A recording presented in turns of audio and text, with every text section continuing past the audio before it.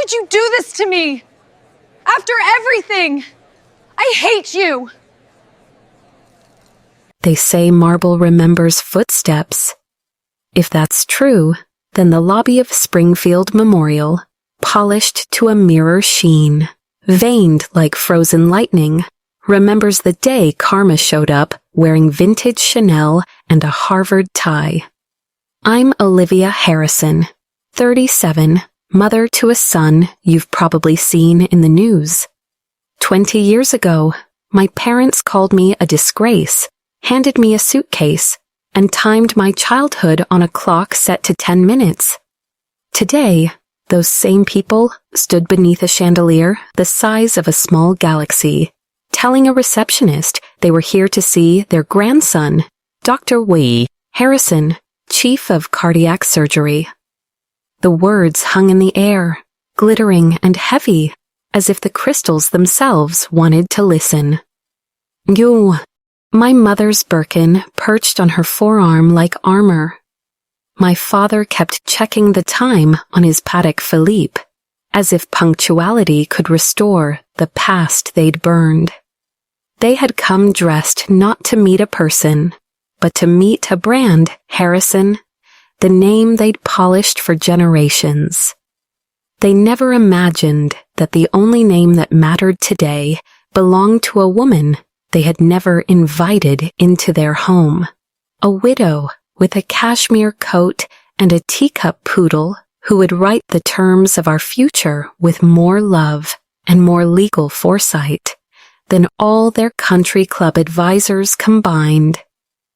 Ma'am, sir, the receptionist tried again. Dr. Harrison is in surgery.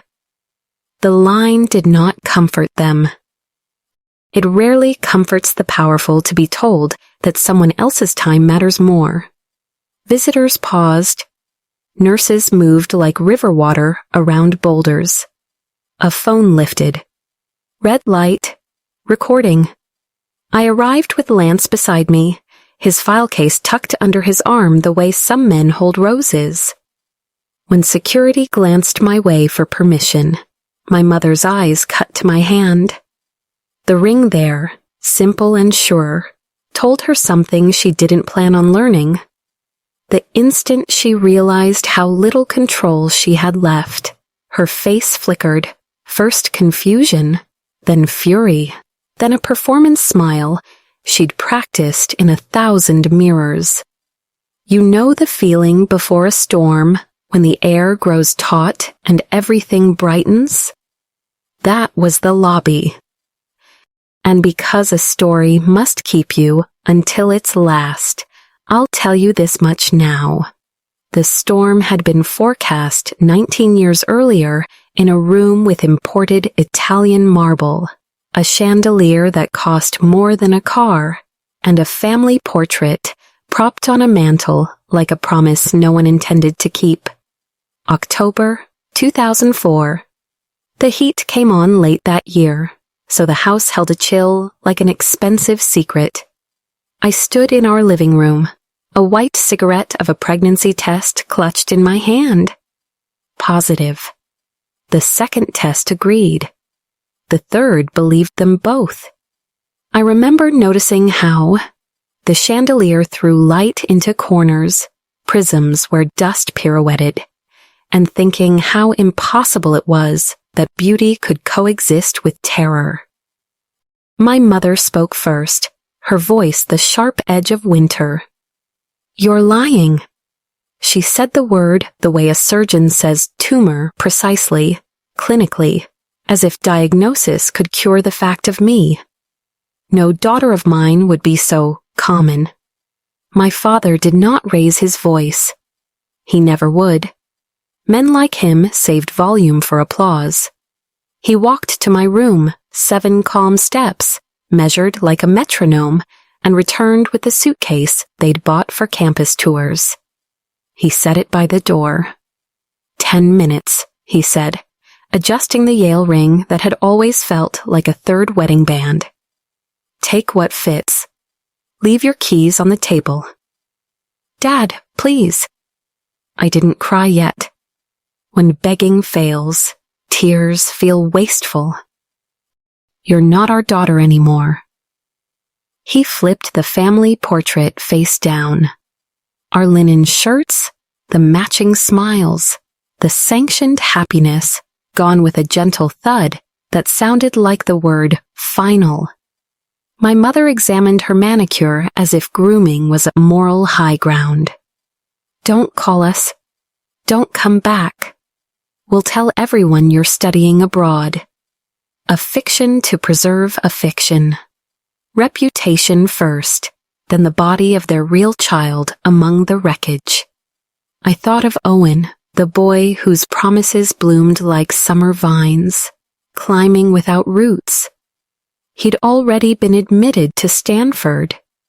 His parents had lawyers that wore their own names like medals.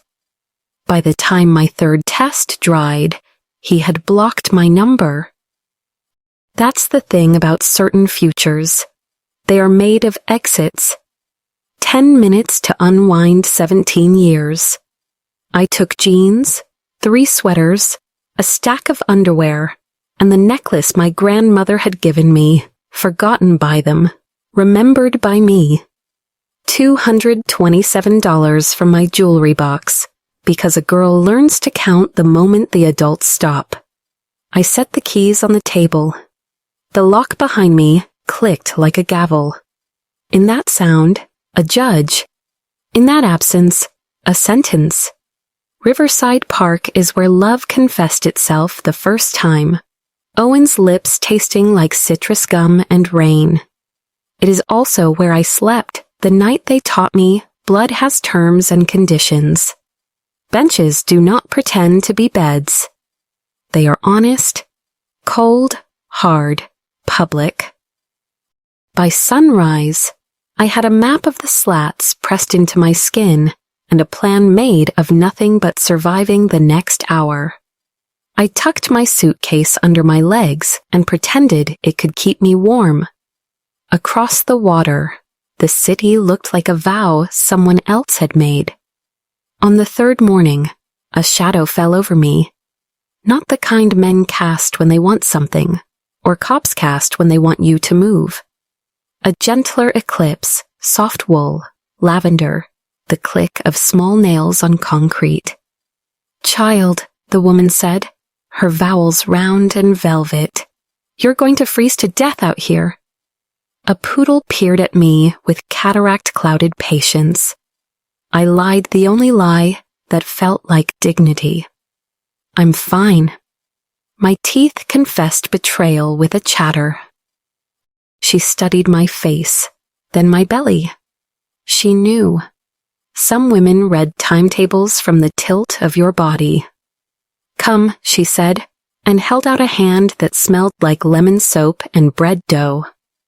My Pierre and I need company for breakfast. Inside her car, the heated seats felt like mercy, in a language I'd never spoken. Lavender sachets sighed when I shifted. She drove not like someone late, but like someone sure. I lost my daughter, she said, as we crossed into the west side, where trees gave luxury a shadow it didn't deserve. A car accident. 5 years ago. She was pregnant, too. Grief recognizes itself. It doesn't need introductions.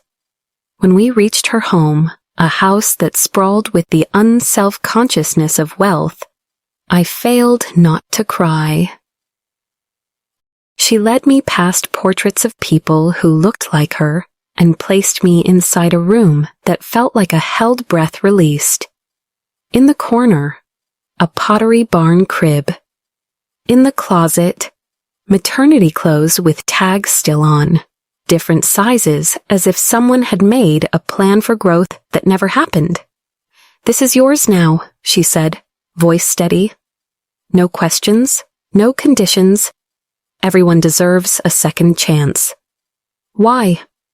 I asked. The word cracked. She touched a photo on the dresser, a young woman with her smile and her eyes. Because Sophia would have wanted me to. Her name was Elena Rossi, and that morning she poured coffee as if she were pouring courage. She sat across from me while I learned to breathe in a room where the air did not accuse me. I don't know how to tell you this without sounding like a miracle story, the kind you distrust because the world rarely gifts goodness without interest. But I will tell you anyway. Elena didn't just give me shelter. She gave me a future with clauses, financial, legal, moral, written to protect a girl the world had already priced. She smelled like cinnamon when she hugged me, and like strategy when she met with her lawyer. She was the kind of woman who could name a spice and cite a statute, who would teach me the difference between serving a table and running an empire. And years later, when my parents strutted into a hospital lobby to claim a legacy they'd forfeited with their signatures, it would be Elena's will, meticulous, luminous, fierce, that waited for them like a mirror they could not bear to face. Back in the marble lobby, time split like a river around rock. Security glanced at me. I nodded. "Ma'am, sir," the officer said to my parents, gentle in that way authority gets when it's fully sure, "You'll have to leave." My mother swayed toward a camera with a monogrammed handkerchief, tears rehearsed, chin lifted to catch the light. My father reached for his watch again, counting seconds he didn't own. "We're here to see our grandson," he boomed. Behind the doors, an infant was being wheeled to recovery, pink and breathing because my son had touched skill to time and made both obey. "Are these the people who've been stalking me?" Sigard would ask minutes later, scrub still warm from work. "Yes, I'd say." But before that, before the word removed turned from threat to action, before Part 5's chandeliers and 40-foot documents, I want you to see where the fuse was lit. A flipped portrait, a suitcase, a park bench, a woman who decided that family wasn't blood but presence. Because stories like this don't start in lobbies where cameras wait. They start in small mercies, in hands extended without asking to see your proof of worth. If you're still with me, hold that image, Elena's hand, warm and outstretched. Everything that follows grows from it. The storm is coming, yes. But first, there was breakfast. Breakfast was supposed to be ordinary. Toast, eggs, coffee. Yet at Elena Rossi's dining table, beneath the steady tick of a grandfather clock and the watchful eyes of portraits in gilded frames, I tasted survival for the first time. I'd gone from a park bench to polished mahogany overnight. My hands shook so badly, I spilled milk into my tea, but Elena didn't scold. She passed a linen napkin and said, "Spilled milk just means more room for sugar." That was her way, grace stitched into every moment. Her house felt like another country. 8 bedrooms, each with a story. A sunroom with lemon trees. A library where light poured through leaded glass. In one room, a pottery barn crib already waited, assembled with care. Its presence made my throat close. Someone else had prepared it, someone who never got to use it. Elena's daughter Sophia, gone in a car accident 5 years earlier, had been expecting. Elena didn't tell me this all at once. She let grief leak slowly, like sunlight through shutters. But I could feel it in the way she touched the crib, fingertips lingering as though on skin. "You don't need to prove anything," she told me when she caught me standing there, afraid to even breathe near that crib. "This is yours now. Not because you deserve it. Not because you earned it. because everyone deserves a second chance. For 3 nights, I'd rationed tears, letting them slip silent so strangers wouldn't stare. But with her words, I sobbed out loud. Elena held me on that nursery carpet, rocking me like a child she'd never stopped waiting for. Family isn't always given, she whispered. Sometimes it's found.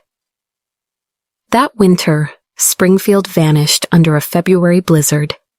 Snow pressed against windows like an army of ghosts, but inside Elena's house, warmth pulsed. After 18 hours of labor, my son screamed his way into the world, lungs strong, fists tight. Elena held my hand through every contraction. She cut the cord when I asked her. When she lifted him to her chest, she declared with the certainty of a queen, "He's brilliant. I can see it in his eyes." She was right. Sigard walked at 9 months. He read by 3. By kindergarten, he was solving math problems his teachers didn't recognize. The world called him precocious. I called him mine. While he devoured books, I devoured possibility. Elena started me at the front desk of Rossi's downtown, her flagship restaurant. "You're not just seating guests," she said. "You're learning flow, rhythm, the art of first impressions." From hostess, I learned scheduling, then payroll, then supply chains. She taught me to count inventory not as numbers but as stories. Every bottle of wine, a chance at joy. Every plate, an act of trust. "You're not just working here," she insisted. "You're learning to run an empire." Her empire was 3 restaurants strong, Rossi's downtown, the bistro on 5th, and the cafe by the university. But her reach extended further, into the lives of every waiter who put rent money in his pocket, every dishwasher who dreamed of college. Elena carried her grief like a ledger, balancing loss with generosity. I was one of her biggest investments, though she never used that word. Sigard grew alongside the empire. At 7, he stitched his teddy bear with sutures copied from YouTube videos. At 10, he plucked my anatomy textbooks from the shelf and read them as bedtime stories. At 16, Harvard called with early admission to medical school. When the envelope arrived, Elena cried. Not the dignified mist of a society widow. Full sobs, shaking shoulders, relief. "Sophia would have wanted this," she murmured, clutching both of us. It was around then that Lance Mitchell entered our lives. He came first as Elena's estate attorney, the man who updated her will each year with surgical precision. Tall, calm, with eyes that always looked like they'd already forgiven you, Lance had a way of grounding rooms. He started with legal clauses but ended with laughter.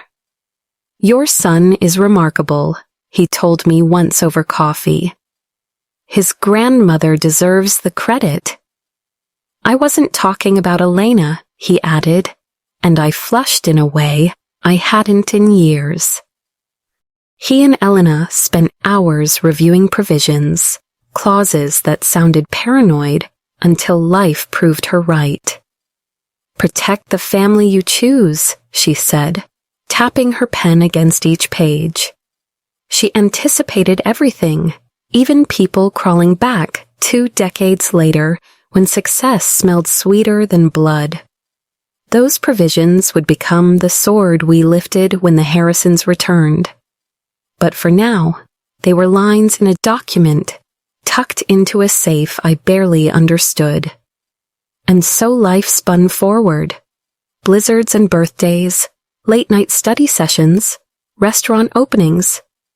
My son carved futures out of textbooks. I carved strength out of kitchens. Elena anchored us both, proof that strangers can become roots. But roots have enemies. They rot when old storms return. And 20 years after that night in the marble living room, a headline would ignite the storm we thought we'd outrun. Prodigy doctor revolutionizes heart surgery, youngest chief in state history. My son's face on the front page. His name, Harrison, unburied. His success, a signal flare. And somewhere, in a mansion lined with silent portraits, my parents unfolded the paper and realized the daughter they'd raised had raised a son the world now celebrated. News travels faster than blood. That's what I learned the day my son's photo covered half the front page of the Springfield Gazette. Youngest department chief in state history, the headline blared. Beneath it, my boy stood in surgical scrubs, his expression caught between fatigue and quiet triumph, the cardiac wing he'd already revolutionized rising behind him like a cathedral. His name was spelled out in bold type. Dr. Sigard Harrison, M.D., Ph.D. My maiden name, the one my parents thought they had buried with me 20 years earlier. The story went viral. Local pride turned into national fascination. Within hours, my phone pulsed with congratulatory texts from people I hadn't spoken to in years. Former classmates tagged me online. "Is this your son?" Messages carried awe, envy, curiosity. But buried among them was a voicemail with a voice I hadn't heard since 2004. "Olivia," my mother said, each syllable brittle as porcelain. "We need to discuss our grandson." Our grandson. Not my son. Not Sigard. Our grandson. As though he were property misplaced and suddenly rediscovered in the classifieds. Emails followed. Polished, corporate, sterile. "Dear Olivia, we hope this message finds you well. Recent news has come to our attention regarding Sigurd's remarkable achievements. As his grandparents, we feel it is time to reconnect." Signed with the letterhead of Harrison Industries, the company they had sacrificed me for. I sat in my office at Rossi's downtown, staring at the screen until the words blurred. 20 years of silence, then this. Lance found me there, head in hands, shoulders trembling not from sorrow but from rage. "They want him now," I whispered. "Now that he's brilliant. Now that he's newsworthy. They want to claim him like a prize bull." "What do you want to do?"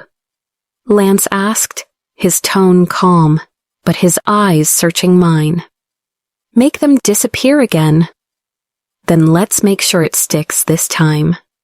That's how the work began. He pulled out files Elena had left behind, documents she'd insisted be preserved, notarized, sealed in duplicate.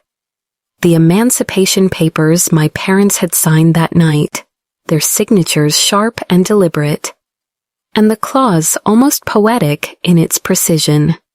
This relinquishment extends in perpetuity to any offspring born or unborn of the aforementioned minor. They hadn't just cast me out. They had disowned generations they'd never meet. Ironclad. But the Harrisons weren't accustomed to hearing no. They moved with the arrogance of people who believed time erases ink. Their first approach came disguised as hospitality, a dinner reservation at Rossi's, made under a false name. I recognized my mother's emerald ring before I recognized her face. Botox had turned her features brittle, but bitterness seeped through every seam. My father sat stiff-backed, menu unopened. "Good evening," I said, voice even though my hands shook behind the order pad. "I'm Olivia. I'll be your server." They looked up as though I'd interrupted a sermon. "We need to discuss Sigard," my father said, his tone like a gavel. You need to leave. They didn't. Instead, packages began arriving at the hospital. A Rolex Submariner, a Montblanc pen set, a first edition of Grey's Anatomy worth thousands. Each one signed, your loving grandparents. Sigard brought them home, confusion in his voice. Mom, someone keeps sending me expensive things. Should I be worried? Return them, I told him. All of them. They're not gifts. They're bribes. But the Harrisons escalated. Their lawyers filed a formal letter requesting visitation rights as grandparents. Lance read it aloud in my office, laughing in disbelief. They cite established family bonds. Bonds they severed with this. He pulled out a photocopy of the abandonment contract, the ink still stark after 2 decades. They didn't just kick you out, Olivia. They legally disowned you. And by extension, him. Yet entitlement doesn't yield to truth.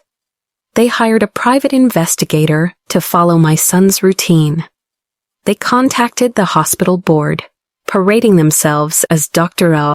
Harrison's proud grandparents, hoping for invitations to fundraisers. The final straw came one afternoon at a cafe near the hospital. My mother cornered Sigard as he ordered coffee, her voice syrupy. You look just like your grandfather, she cooed, blocking his path. I'm sorry, hun. Do I know you? He asked, bewildered. I'm your grandmother, sweetheart. Your mother has kept us apart. He called me immediately, his voice tight. Mom, some woman claiming to be my grandmother just ambushed me. Oh, should I call security? Yes, I told him. Always. But the Harrisons weren't circling alone. One night, at 2 a.m., my phone rang. The voice was cracked, familiar, unwanted. Liv, it's me. Please don't hang up. Owen. 20 years, and still he thought those 3 words had power. I saw the news, he said. Our son, he's incredible. Our son. As if absence could be repaid with DNA. You don't exist to him, I snapped. Let's keep it that way. That's not fair, he pleaded. I was 18. My parents might have threatened to disown you, kick you out, make you sleep in a park while pregnant. Funny, I don't remember you choosing that path. Silence. Then the confession. Your parents contacted me. Hatimu. They think if I'm involved, you'll be more receptive. They're helping me financially if I convince you.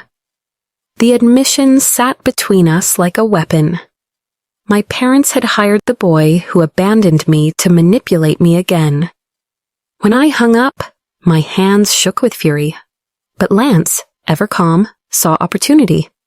Good, he said. Good? I asked. Conspiracy leaves evidence. Forward me everything. Calls? Emails? Texts?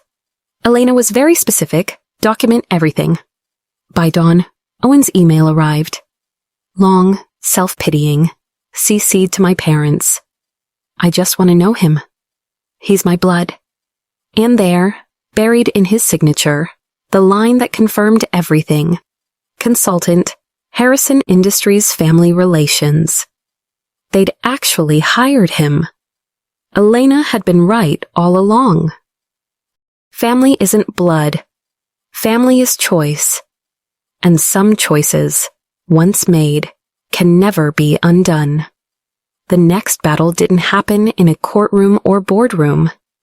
It erupted in the marble lobby of Springfield Memorial, the same lobby where patients' families prayed silently under chandeliers, and where surgeons hurried with coffee cups cooling in their hands.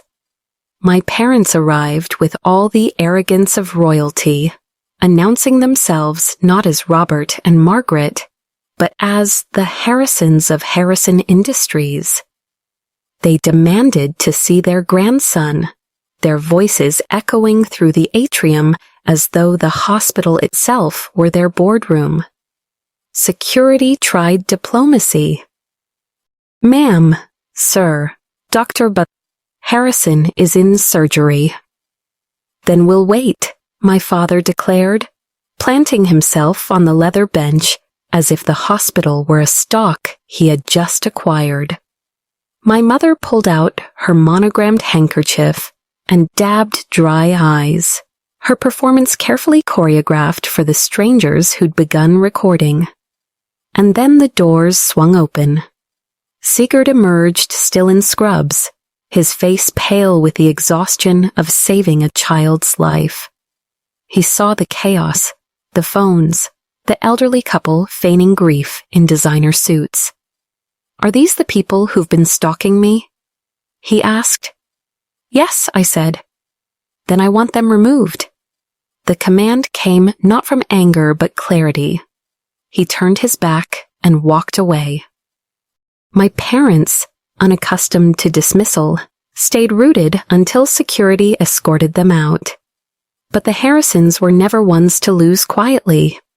Within hours, Channel 7 ran a segment featuring my parents on the hospital steps. My mother wore a St. John suit now, fresh lipstick, tears carefully smudged.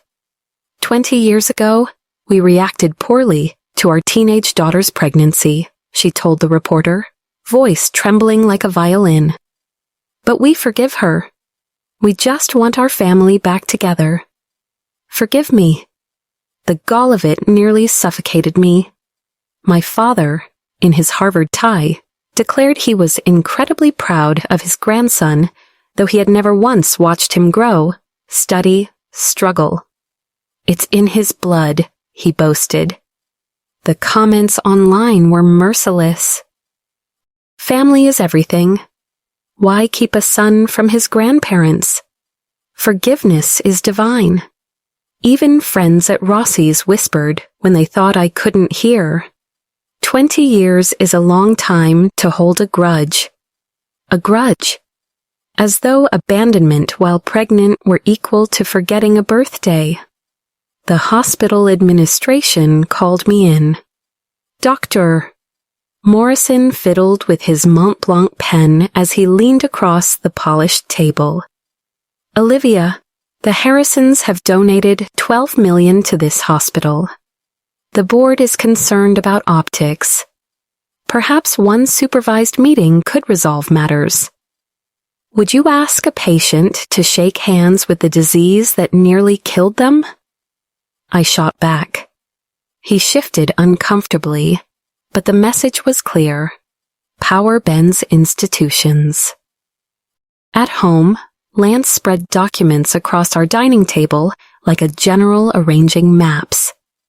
"This," he said, pointing to the abandonment contract, "is our weapon. Look here."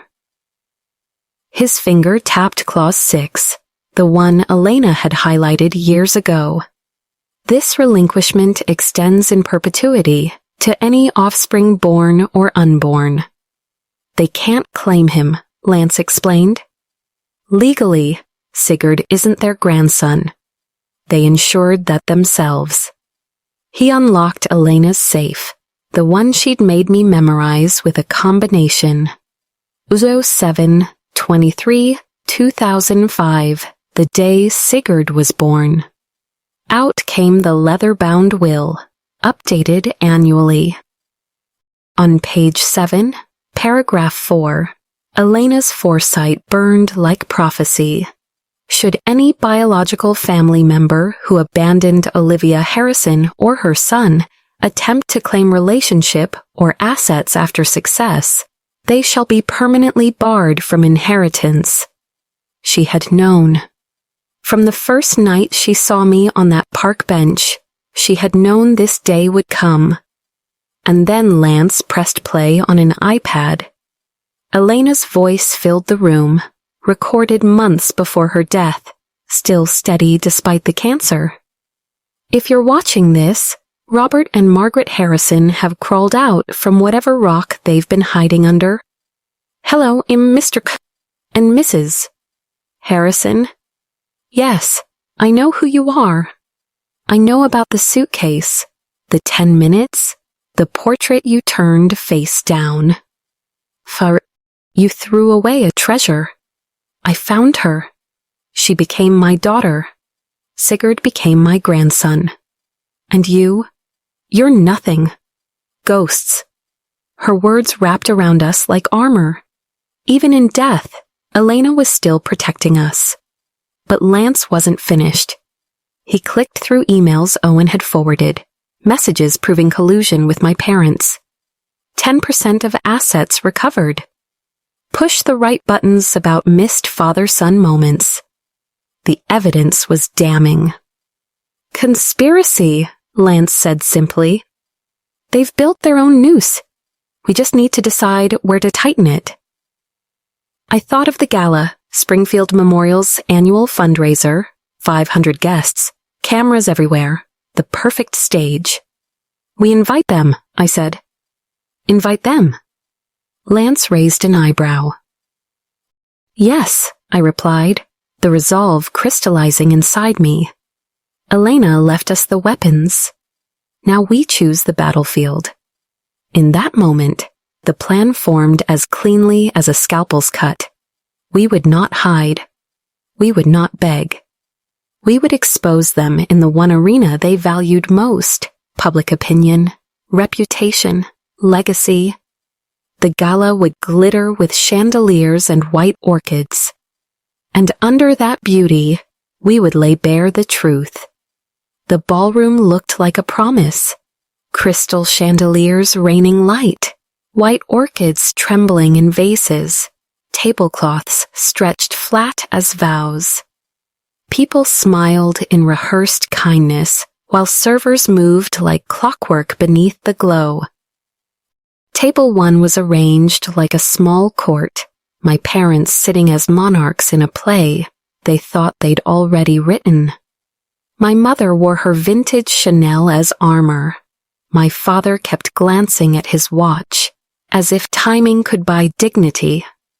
Owen, in a rented tux, fidgeted as though the seams might split and reveal the truth beneath. I had written the invitations by hand. Dear Mother and Father, please join us at the Springfield Memorial Gala to receive your inheritance from the Elena Rossi estate. Formal documentation will be provided. Dear Owen, your presence is requested regarding Sigard's patrimony and your parental status. Olivia Harrison Mitchell. Each envelope sealed like a little verdict. They RSVP'd with the cocky certainty of people who expect applause.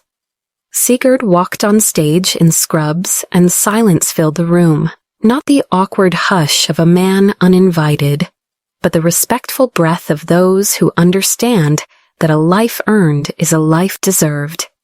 He didn't want spectacle. He wanted to speak about family. Good evening, he said, voice steady. I'm here to talk about family. Not the family you're born into, but the family you are chosen by when the world walks away. The audience leaned in, expecting a sentimental anecdote. What they heard instead was a history lesson dressed in grace.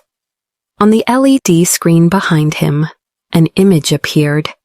Elena Rossi, smiling, her face suddenly larger than life. The room tilted toward her like a planet toward its sun. The video began, Elena's voice warm and unblinking. Hello, my dear ones. If you are watching this, then my grandson is doing exactly what I knew he would. She spoke directly to the camera and to the people who'd broken a family. Robert and Margaret Harrison, you threw away a treasure because you feared judgment. I found her. I raised her. I made her mine. And for that, I leave everything to Olivia and Sigard. If you attempt to claw your way back after abandoning them, you will receive nothing. My mother's face drained color. My father's jaw tightened like metal too often struck. The audience shifted. Phones lifted. Someone in the back began a whisper that multiplied like a low tide. Elena's recorded face continued, each syllable slotted like a law into the room's conscience. Her words were simple, precise, and devastating. Family is not DNA. It is presence. Sigard announced the foundation, the Elena Rossi Foundation for Teen Mothers, $5 million in initial funding, scholarships, housing, childcare, job training. A building mock-up filled the screen, and while clerks scribbled press notes, my parents' smiles began to curdle. They had come expecting an image op and instead found a philanthropic bullet aimed at their reputations. When Lance lifted the remote, the screen didn't show just a photo. He unfurled documents. 40-foot letters bloomed across the LED wall, signatures magnified until ink became accusation. First came the abandonment contract, the one with their signatures dated October 15th, 2004. The clause was magnified, every word impossible to ignore. We, Robert and Margaret Harrison, hereby relinquish all parental rights and responsibilities to Olivia Harrison and any children born or unborn. The room inhaled, the sound of a collective throat clearing into shame. Phones recorded, people gasped, napkins paused mid-air. Some hands flew to mouths. My mother's hand fluttered toward her Chanel clutch, as if to steady a tremor. You didn't know? Lance asked, voice controlled. Look at your signatures. The projection zoomed until the loop of his handwriting filled the screen. You could see the exact angle of the pen stroke they had made the day they decided to sever ties like a business transaction. But Lance wasn't content with ink alone. He clicked, and an email thread unfolded, Owen's name among the correspondence, language that read like a script for fraud. 10% of assets recovered, said one line. Push the right buttons about missed father-son moments, said another. The email chain made entitlement look petty and premeditated. The camera lights painted their faces brittle. Patrons shifted forward in their chairs, as if toward a play's climax. My mother rose, perfume and panic mixing into a single scent. This is outrageous, she cried, voice balancing on a high wire of indignation. We were young. We made a mistake. The room's sympathy dampened like a candle in wind. You cannot ask an audience to forgive by offering a rehearsed confession 3 acts late. I stood when the microphone was handed to me, not because I wanted to speak, but because the truth needed my voice as witness.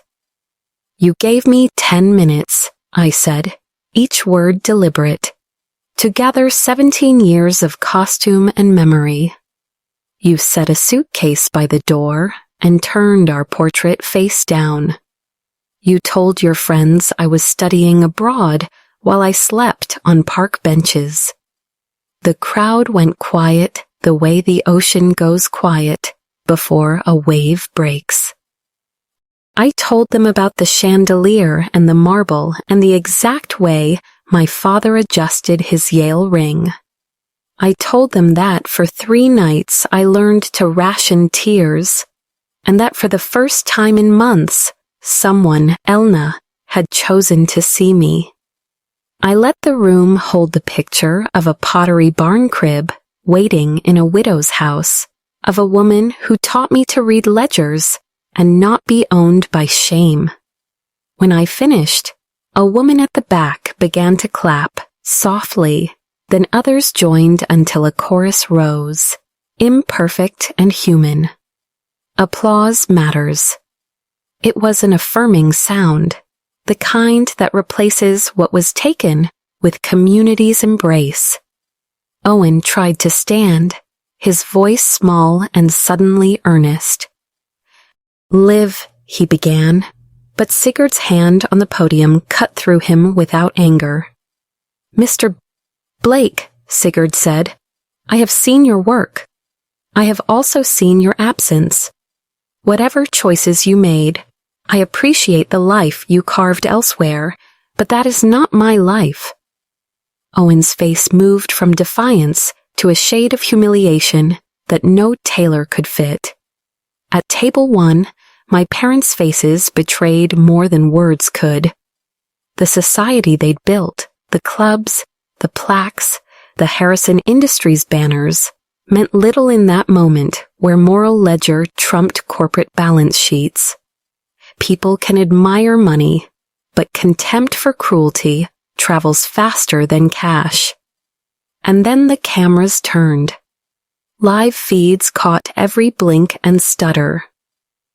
My mother's plea, "We forgive her," replayed like a lie in slow motion. The room, which had been a stage for their return, had become a courtroom. Lance read emails aloud into a microphone, and each sentence cracked their carefully constructed narrative. The words showed intent. They showed plans. They showed how they had attempted to buy back the life they had legally rejected. When the last email scrolled off the screen, silence fell like snowfall. No one applauded. My father's face had emptied of color. He looked suddenly very small. The applause that had greeted my closing had not been for revenge. It was for recognition, for the child who survived, the woman who built a life, the community choosing to stand with them. Sigard stepped forward again and spoke of the foundation, of what money could do when directed with empathy rather than as a weapon. He talked about scholarships and childcare and the nights young mothers sat alone in cars imagining futures that never came. That night, a girl named Maria Santos would stand and be introduced. But her moment would belong to the thousands who would come after, lives rerouted by a woman who refused to let stigma define destiny. As we left the stage, my parents sat motionless, their social armor cracked, their narrative exposed. They had expected a photo op. Instead, they had received a sentence written by their own hands. And because the gala was a room full of witnesses, donors, board members, journalists, their fall would not be private. We left the ballroom not with a triumphal march so much as with a quiet dignity. We had turned the weapon of spectacle back on its wielder, and the cost for them would be more than pride. But for Elena, for Sigard, and for the girls who would now have a chance to go to college with their children by their side, the night had been a beginning. When truth detonates, the blast ripples outward. By the time the gala lights dimmed and applause faded into the corridors, my parents were already scrambling to salvage what couldn't be saved. But some stains won't wash out, not even with millions in endowments and press releases. 3 days later, Lance slid the Wall Street Journal across the breakfast table. The headline was merciless. The 10-minute parents, when family values collapse in public. Below it, stock tickers scrolled red. Harrison Industries had dropped 30% overnight. The board voted them out, Lance said, voice even, as if telling me the weather. Your father isn't CEO anymore. I blinked at the page. The man who had once timed my life to 10 minutes now couldn't hold on to his empire for even one more day. The rot spread quickly. Country clubs revoked memberships. Their church, where my father had been an elder, preaching about morality, asked them to step down. Donations were suddenly unwelcome. Reputation had become radioactive. Someone leaked the footage of them being escorted out of the gala. 12 million views in 2 days. The internet named them the 10-minute parents. Memes bloomed overnight, my father's face superimposed on a stopwatch, my mother clutching her monogrammed handkerchief beneath captions like forgiveness for likes. As for Owen, his downfall came not from cameras but from courtrooms. His ex-wife's lawyer subpoenaed the emails Lance had archived. Bankruptcy fraud, hidden assets, unpaid child support, it all unraveled. 3 years, Lance predicted, scanning the filings. Federal. I felt nothing. Not relief, not triumph. Nothing. When people ask me later why I didn't gloat, I'll tell them, silence is the truest form of victory.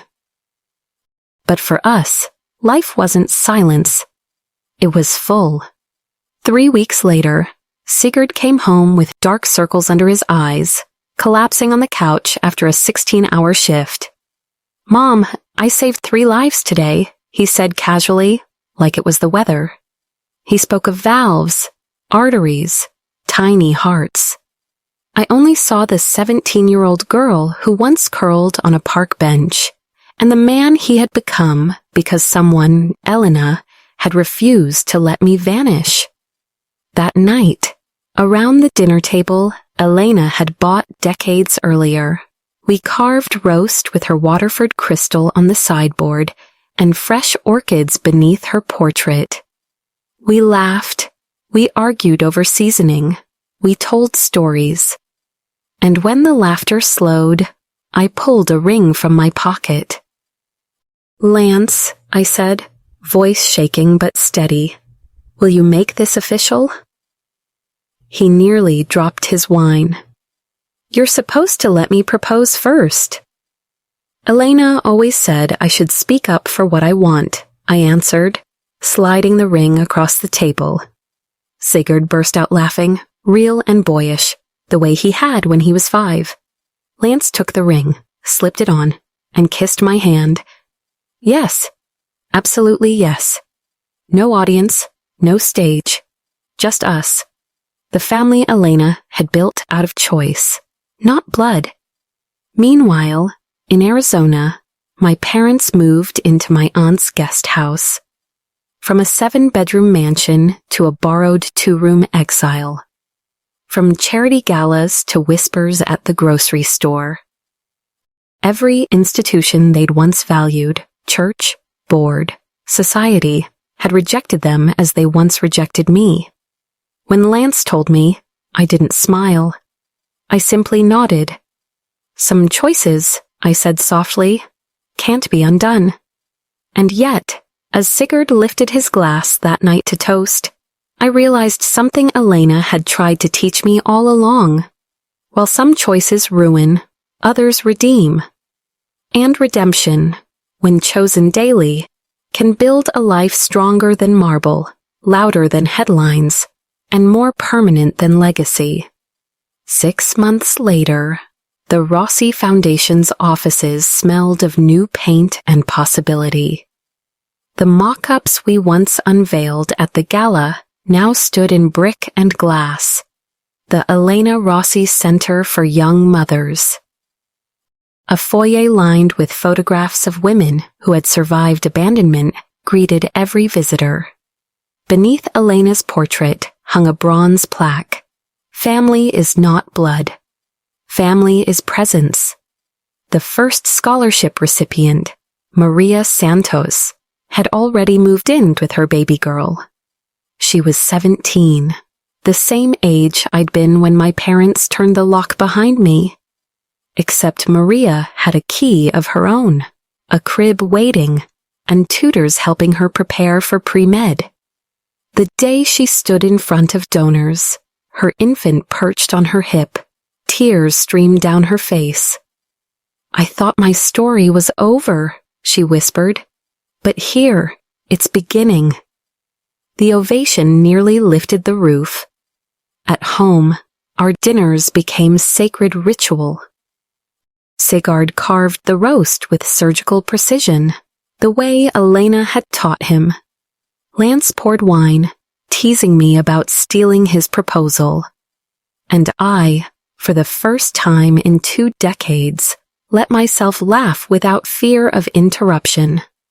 Orchids bloomed beneath Elena's portrait, fresh each week. Her absence was palpable, but her presence, her choice, was permanent. News of my parents filtered in like background noise. Harrison Industries stock never recovered.